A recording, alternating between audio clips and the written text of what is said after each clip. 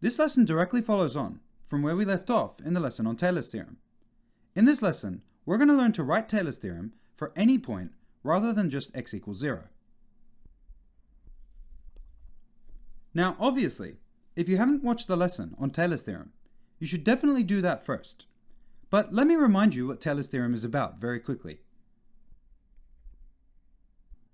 The whole idea was that if you had a function like this f of x over here, then we wanted to actually approximate it with a polynomial. We have a few different choices for the polynomial we want, like we could use a line of best fit, a parabola of best fit, or even a cubic of best fit. We don't even have to stop at quadratics and cubics. For example, in this case, I've approximated this f of x with this p of x that looks a little bit like a quartic, which is a polynomial with a power of 4. Now, in the last video, we left off saying that we could approximate really well around x equals 0, but we couldn't really approximate anywhere else. Now, since this is a good approximation to this function over here, then if you sub in some x value, you would expect to get a reasonably close y value for both of these functions. Now, if you're really perceptive, you'll notice that there's actually a slight difference between what I've drawn here and what I drew in the previous lesson. And that is the fact that I've written everything in terms of a capital X and a capital Y. Why I've done this will become really clear as the lesson progresses. But for now, I want to write down the main result that we got from the last lesson.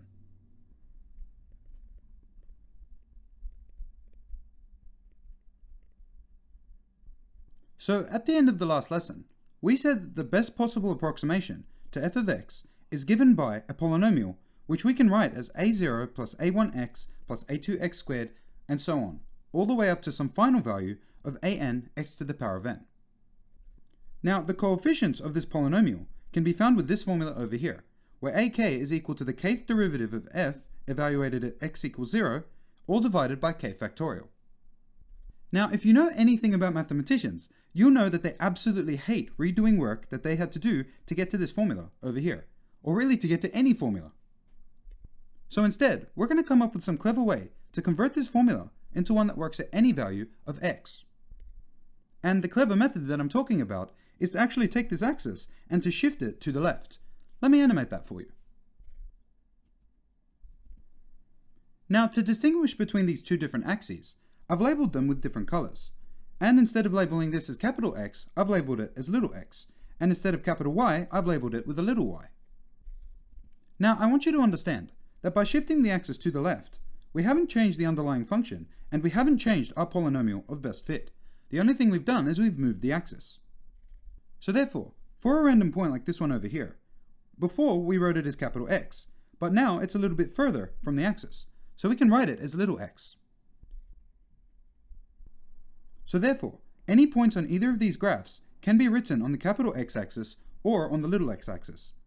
Now, I want you to imagine that I've shifted the axis to the left by some amount that I'm going to call c.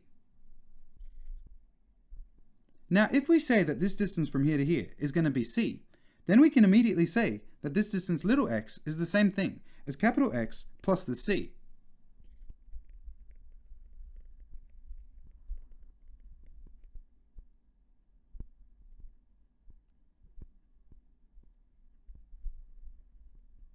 So if little x is the same thing as capital X plus c, then we can say that capital X is just what you would get if you took little x and subtracted off the c, as we can see over here.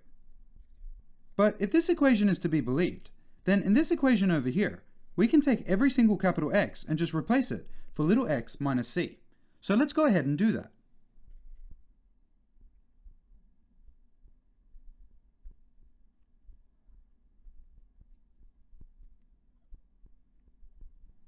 So therefore we can say that this formula down here is completely equivalent to this formula up here. The only difference is that we've replaced every single capital X for a little x plus c.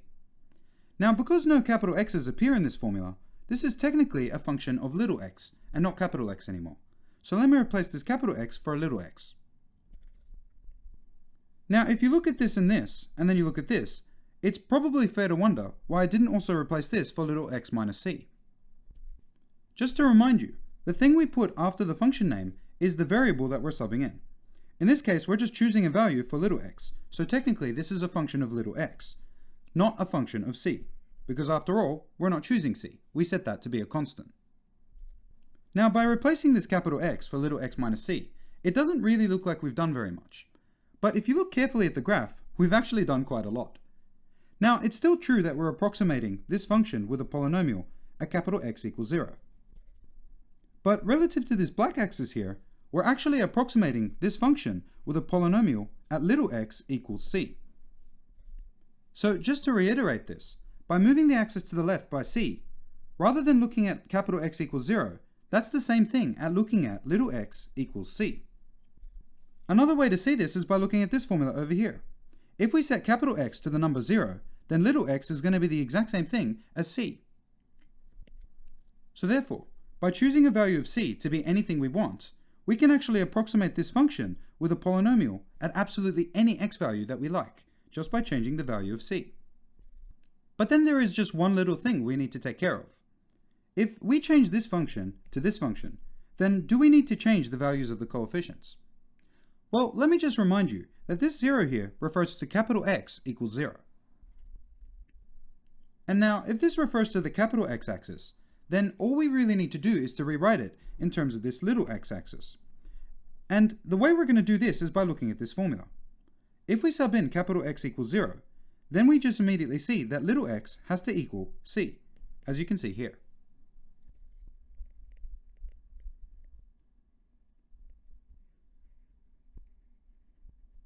So therefore, if these two formulas approximate our function with a polynomial at x equals 0, then these two functions actually approximate our function with a polynomial at x equals c. Now initially, this can seem a little bit confusing. So what I'm going to do is, I'm going to bring up an example function, and we're going to approximate it at some different value other than 0, so that you can see how this works. So here, we'd like to approximate f of x equals minus 1 over x plus 1 at x equals 1, and we want to do this with a cubic polynomial.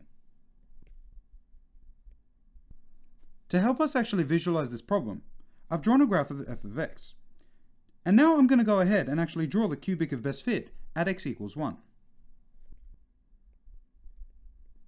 Now, this is the exact same function that we tried to approximate in the previous lesson. But the only difference is that we want to approximate it at x equals 1, rather than at x equals 0. And therefore, the polynomial we're going to end up with is going to have a completely different shape. So if we're going to approximate f of x with a cubic, I'm going to need 3 derivatives of f of x.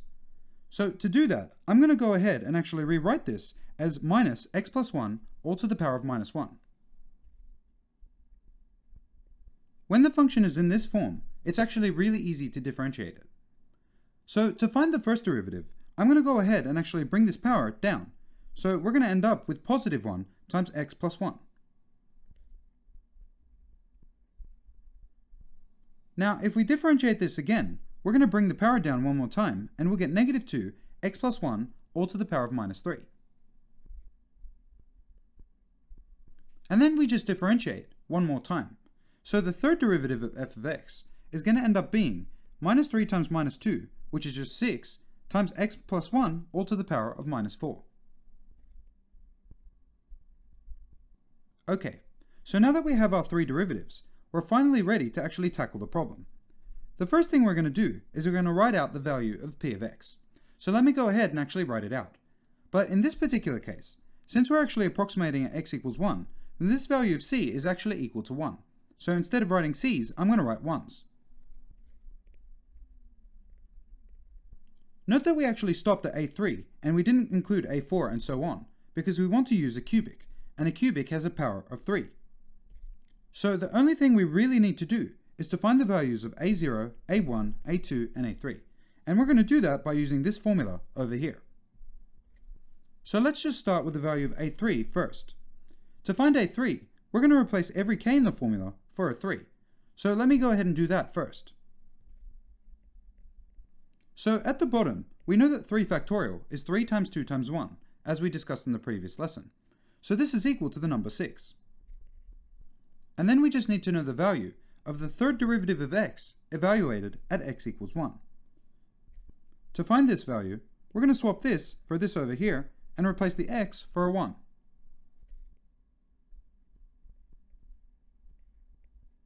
Now, 2 to the power of minus 4 is the same thing as 1 on 2 to the 4, and 2 to the 4 is the same thing as 16, so this whole thing is the same thing as 1 on 16. So now that we know the value of a3, we can go ahead and try to find the value of a2. In order to find a2, we just replace every k for a 2 in this formula over here. Now, 2 factorial is the same thing as 2 times 1, so it's just 2. And then we can also go ahead and replace this function for this value that we found over here, replacing the x for a 1. Now, at this point, the 2's cross out again, and 1 plus 1 is the same thing as 2. 2 to the power of negative 3 is the exact same thing as 1 on 8. So a2 is just the same thing as minus 1 on 8.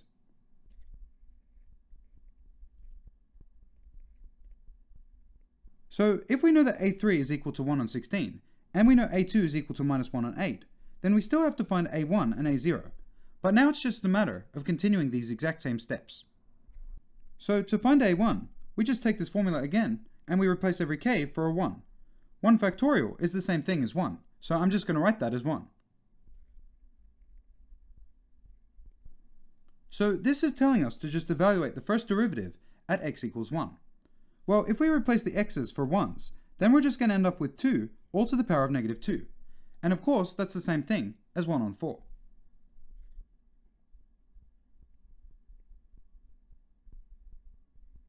So now to finish things off, we just need the value of a0.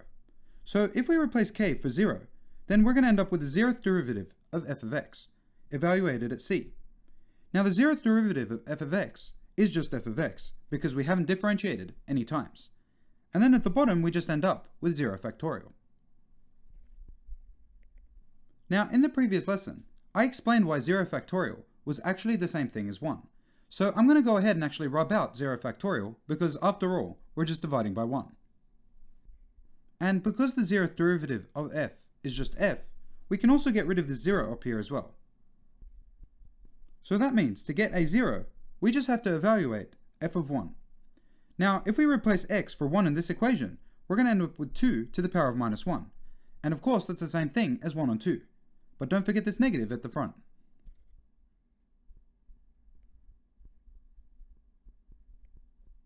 So now at this point, because we've found these coefficients, we've actually found the polynomial of best fit to this particular function at x equals 1.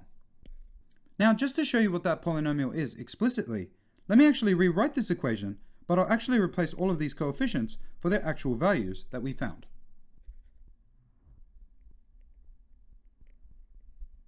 So therefore, the cubic of best fit to this particular function f of x is this function over here. Now, if you wanted to, you could actually go ahead and expand all these brackets and write it as a single polynomial. But I don't think you actually gain very much by actually expanding these brackets. If you did expand the brackets, however, you can see that the highest power is still going to be x to the power of 3. And you're going to end up with a bunch of x squared terms and a bunch of x to the power of 1 terms. One thing I would actually urge you to try is to actually try writing out this function in a graphing calculator, and to try writing out this function in a graphing calculator as well. And then you can inspect how close it is at x equals 1. Now, there's nothing special about this particular function at all. I could have picked any function I wanted, and as long as you can find the 3 derivatives and the values at x equals 1, then we can always go ahead and approximate it with a polynomial like this. And this is almost like a superpower here. Even if we have functions that are really hard to compute, if we're able to somehow find their derivatives at one point, then we're able to compute the value of the function in a vicinity near the one we're trying to approximate. Now, one of the big benefits of using a polynomial, like this one over here, is that when you substitute the value of x, you can easily calculate the value of p of x just by doing addition and multiplication.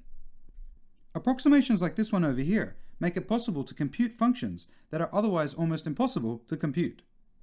So therefore, replacing a function like this one for a polynomial can make a whole bunch of different analyses that you may want to do to your function a whole lot easier. But I think that just about completes the example I wanted to show you, so let's just go ahead and summarize the lesson. In this lesson, we learned how to generalize Taylor's theorem.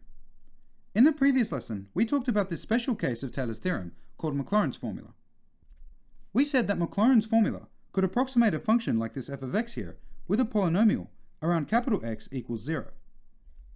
And we wanted a way to approximate it around some other value other than capital X equals 0.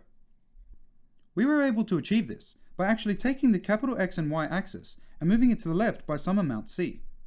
When we did that, we could say that little x is equal to capital X plus c, which we can immediately see by looking at this axis down here. By making these substitutions, we were able to replace this formula for this formula down here, and we saw that when capital X equals 0, little x is equal to c, so this formula got replaced with this formula down here. If you imagine that this is actually a quartic, so a polynomial with a power of 4, then this is the best possible quartic you could have used to approximate this function. The only way that we could back up a claim like that is by remembering how we got this formula in the first place. We said that for this p of x and for this f of x, the function value at this point is going to be the same, as is the first derivative and the second derivative and the third derivative. If the function, the first derivative, the second derivative, and the third derivative are all the same, then you can say that this is the best approximation to this function that you could possibly have. Now, one of the cool things you can imagine with Taylor's theorem is that as you add more and more derivatives, you're going to get closer and closer to the original function. So for example, if you try to quintic, which is a power of 5, it's going to be a little bit closer to the actual function. And therefore, if you keep raising the power, eventually you will have the actual function. Now there is so much more that we could actually say about Taylor's theorem, but the main thing I want you to understand is that as we add more and more derivatives, we get closer and closer to our original function. And that is really the crux of Taylor's theorem. Now, if I'm being honest, you can do almost a whole course on Taylor's theorem and the various different approximations you can make by using it. But I think this is a good ending point, so I think that just about completes everything I wanted to say about Taylor's general formula. Thanks for watching another Trina video. If you want to say thanks, you got to show your friends. Or maybe you should just visit us at trina.org, where you can track your progress and have access to questions and heaps of other awesome stuff. Or maybe you should just like and subscribe. That works too. But either way, I'll see you next time.